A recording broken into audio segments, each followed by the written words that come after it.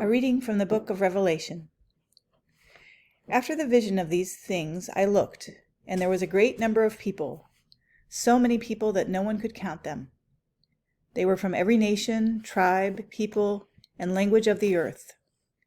They were all standing before the throne and before the Lamb, wearing white robes and holding palm branches in their hands.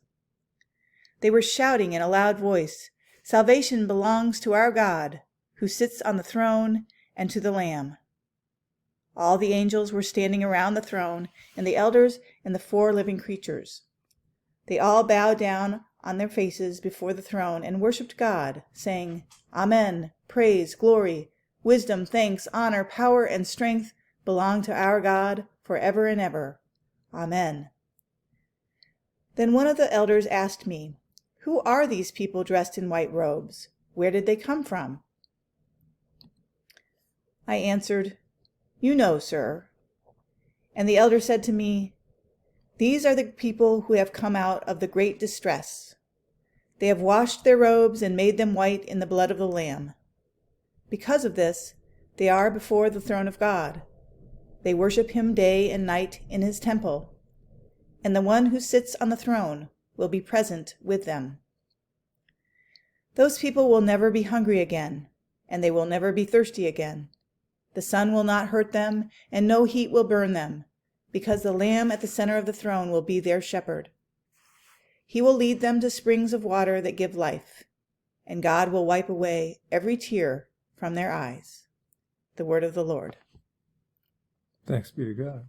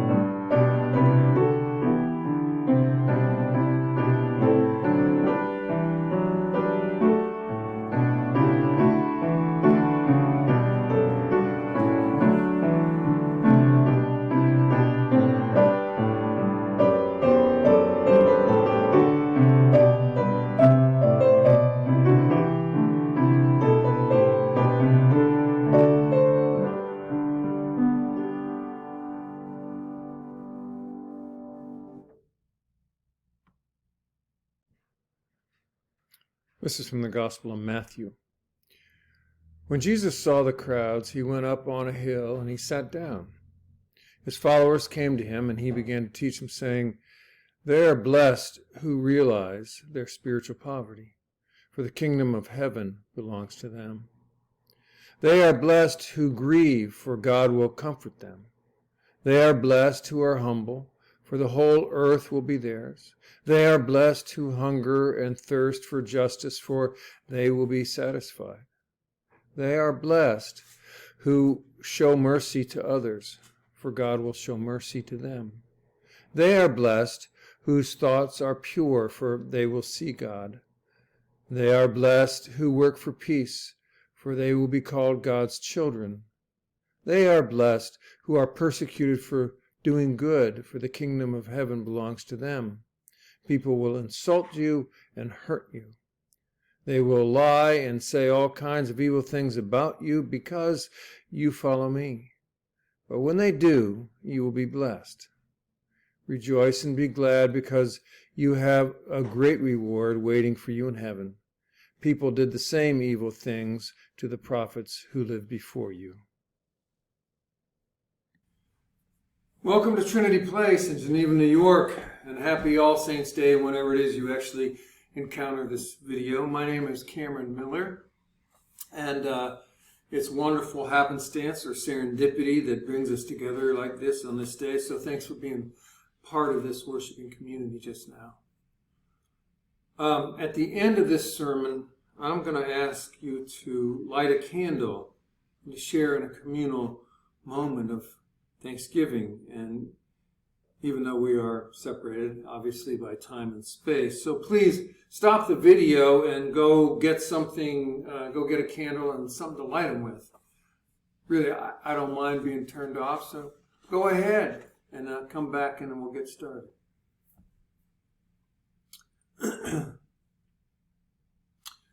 So Jesus, in this story from Matthew, sits down. In our world, if somebody is going to speak, to speechify or pontificate or preach, they stand up. In Jesus' day, the rabbis sat down to speak. I don't know if that really means anything. I just think it's interesting how things change. Perhaps I noticed that because in the midst of this pandemic, and I'm delivering sermons now by video, I sit down instead of standing up. It's a change. But there are always changes, right? Especially in language. Take the word blessing or blessed. It does not come, what we use in English does not come from the Greek or the Hebrew. It comes from Latin, benedictus. And it's an example of the Romanization of our Semitic religion. And really how much that Romanization changed what was a Semitic religion.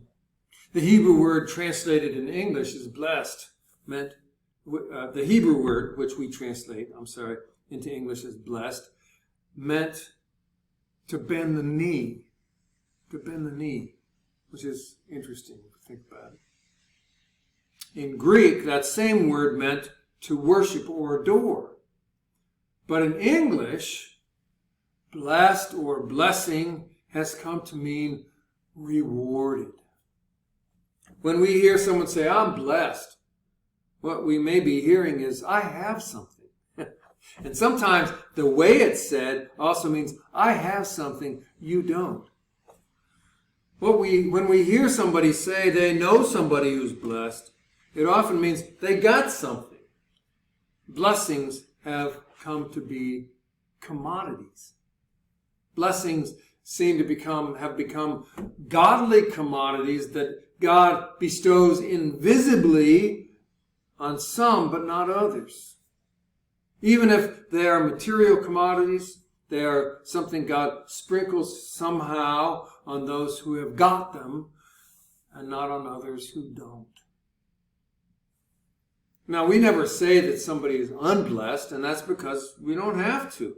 If some are blessed, then it follows there are others who don't have blessings. And if blessings are commodities,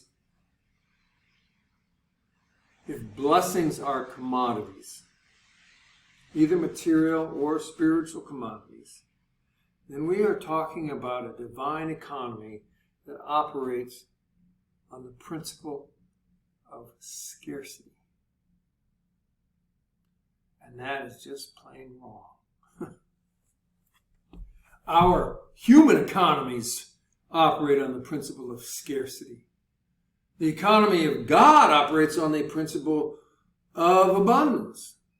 In the economy of God, abundance is the invisible hand that is guiding the market so that if we're talking about blessings, or anything else for that matter, they are universally available and there is no shortage of them. We're all blessed. So to think of and speak about blessings as something that somebody gets, and by implication other people don't get. Here's an example of how effortlessly in our minds and in our culture and in our theologies we translate abundance into scarcity. We do that. The commoditization of God's love is something we do without even thinking about it because we are so well trained as consumers and we see everything as products for which there is a potential shortage. Indeed, we are almost nursed on the idea of reward and punishment, of haves and have-nots, and veritably nursed with anxiety that there simply isn't enough, so we better get ours or it's all be gone.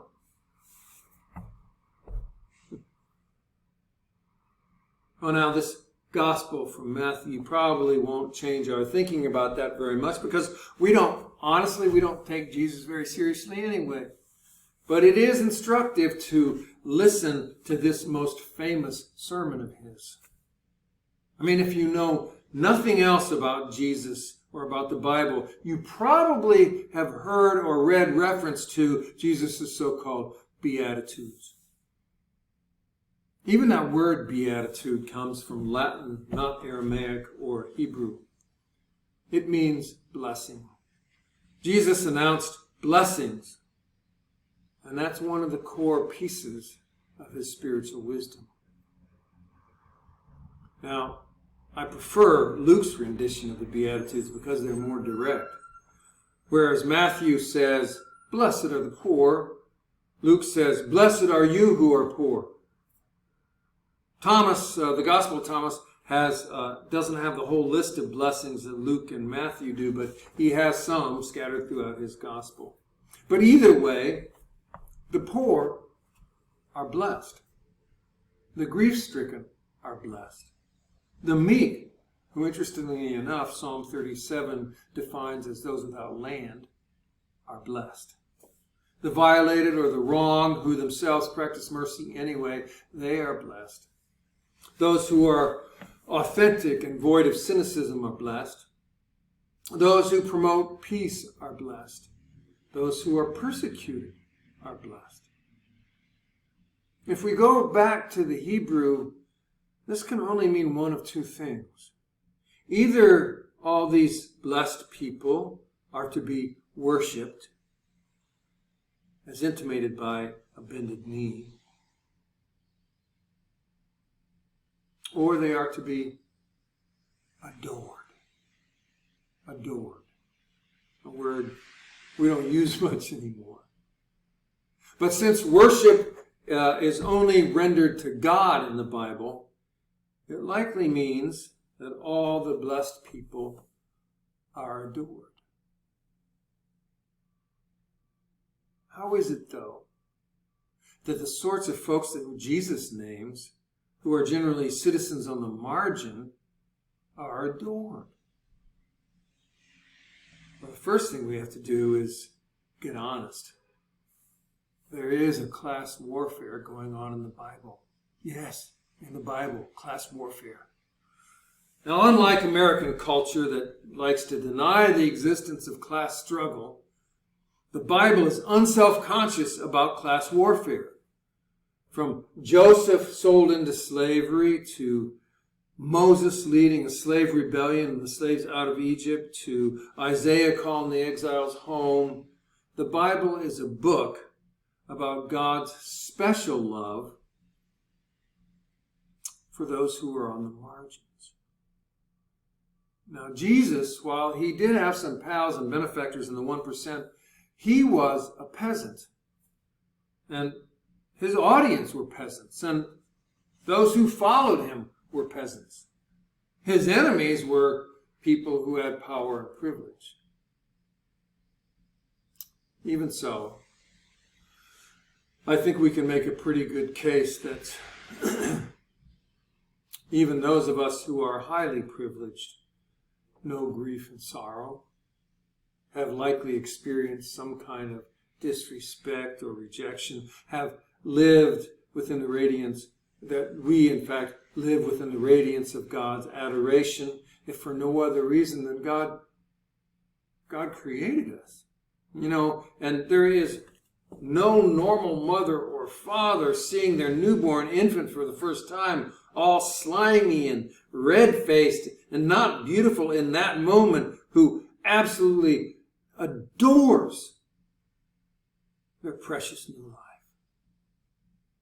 So too, God's adoration of us, whoever or whatever we are. Whoever you are listening to this, if you are poor in pocketbook or poor in spirit, if you are grieving or without property, if you have in some way been violated or abused or bruised, or you are just one of the earnest and authentic, Jesus says that you're doing your dang best to give peace a chance. And because of that, Jesus says, you are adored. You are adored by God. You are adored by God. And so we need to take that in. You are adored. Adored. That's what Jesus is saying to his audience in this gospel.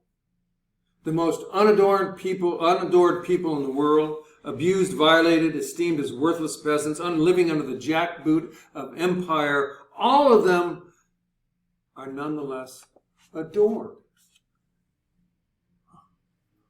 Adored. So it's not too far of an imaginative leap to think that if they are adored, we might be also. Even you. Even me. Adored. We are adored. I know this sounds mushy and gushy, but I'm telling you, it's shocking. When you really get up close and look at this, it is shocking how much depends upon our really getting this idea of being adored. Because you see, knowing, feeling, experiencing God's adoration of us is the source of gratitude. It's the source of gratitude. It is simply impossible that when we touch that place in which we can feel and even come to accept that God adores us, it's impossible to touch that and to not feel and experience gratitude. And when we experience that kind of gratitude, we are moved, really more than moved, we are compelled to care for and to nurture and to share that which has been given to us. And when that happens, when enough human beings live and move and have their being in that kind of gratitude, well, it changes the world. It changes the world. Gratitude like that is the antidote to cynicism and to pessimism. It's the cure for self-hatred and bitterness and resentment. Within the realm of gratitude, we are propelled toward hope and we are moved into action because gratitude is not a feeling, it is a mode of healing. Gratitude is a mode of healing. And this is really, really big. If you want to see and experience a miracle,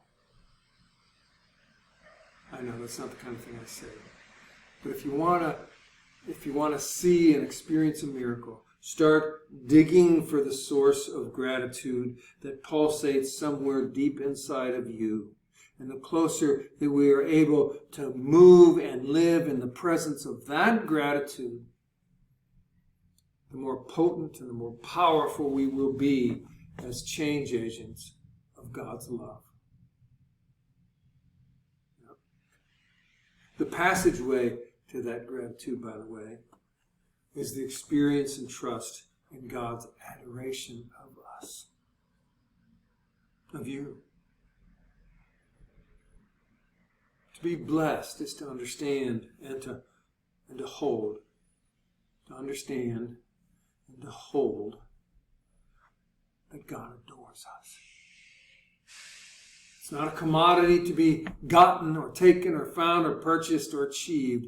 God adores us, period. Forever and always. When we can touch that and we can hold it, then we will know truly profound gratitude.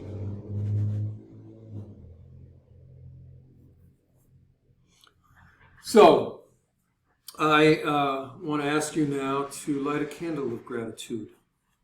However powerful or meager it is at this moment within you, in the knowledge that you are adored by the God and Creator of all that is, I invite us to please light a candle in thanksgiving. And if you're like me, you have several things to give thanks for.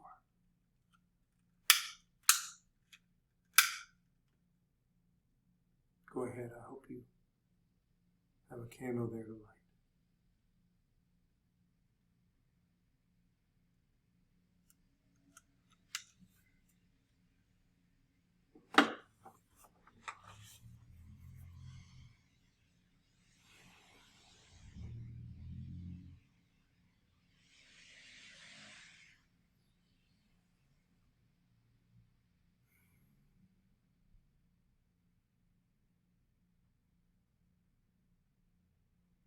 Thank you. Thank you for doing that with me and for opening yourself up to this moment. I hope that somehow it contributed to your growth or your healing or your wellness for today, maybe tomorrow, the next day. Thanks for being here. And the peace of God.